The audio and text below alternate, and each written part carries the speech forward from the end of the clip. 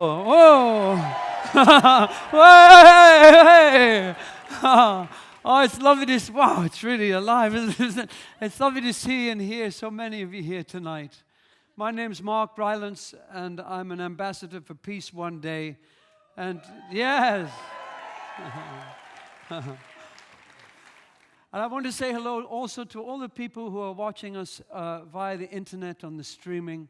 Many, many millions of people. You may be on your own in a room or somewhere with a phone or feel isolated, but we're thinking of you tonight. We're thinking of all the people who are working for peace and mediation, whether that's in a battlefield or in a home or maybe even just in their own heart and their mind with the struggle they're having themselves. But we're reaching out to you on this Peace One Day. 20 years ago, 1999, I was working here with my great friends, having had the good fortune of inheriting Sam Wanamaker's project to rebuild Shakespeare's Globe. It was the 400th anniversary in 1999 of another miracle, which is a bunch of actors who ran out of money up in Shoreditch, and they did actually, and so they brought hammers and things in, and they took down this building, believe it or not, having running battles with the bailiffs while they did it, and they carried it down across London and built it up here.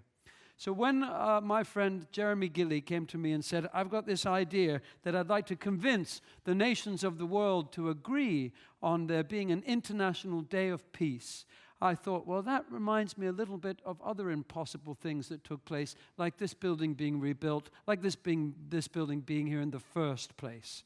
A round building made for us to be able to hear stories, hear the most wonderful stories by Shakespeare, and hear music, and do things that really are only possible in peace. So I invited Jeremy, of course, to come here, but I remember it as a rainy Monday and maybe like 10 or 12 people standing in the yard here. So it's wonderful to see after 20 years how far he and all the supporters have got. Because he was able to, after a little while, with support and help, to convince the United Nations to name this, the 21st of September, as the International Day of Peace. Hooray!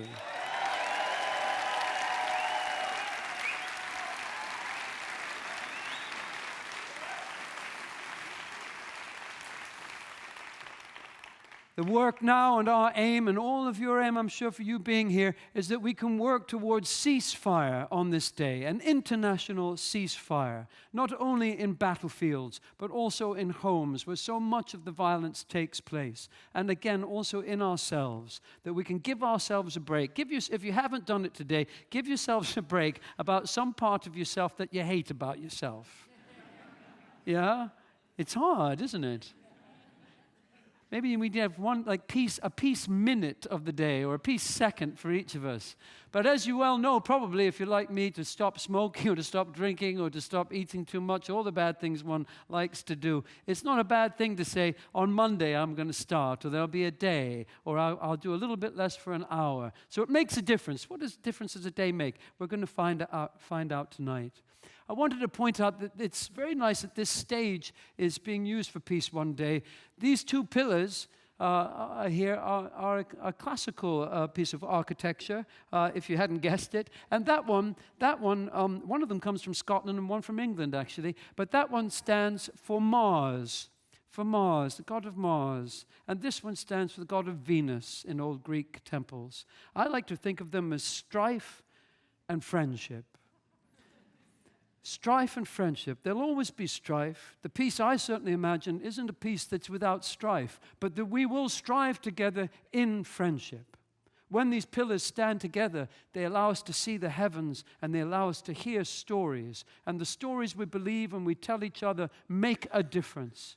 They make a huge difference. We've had 2,000 years of a story that we are separate from nature, that we are separate from all other life on this planet, in the universe, animals, plants, minerals, insects. That story is coming to an end, isn't it? Rapidly.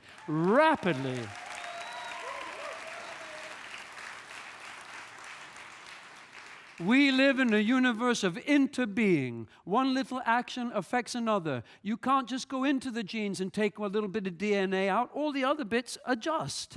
We're not a machine that you can take the carburetor out of and repair it and put it back in. We adjust. Everything is connected. Everything is connected. So whether we like it or not, we're going to come together. And we're either going to come together screaming and kicking and blaming each other and trying to kill each other and build fortresses and move to New Zealand and buy mountaintops and ignore everyone else's suffering, or we're going to come together and see it as an amazing opportunity for compassion and peace and togetherness and many, many more beautiful things than are going on now, yeah?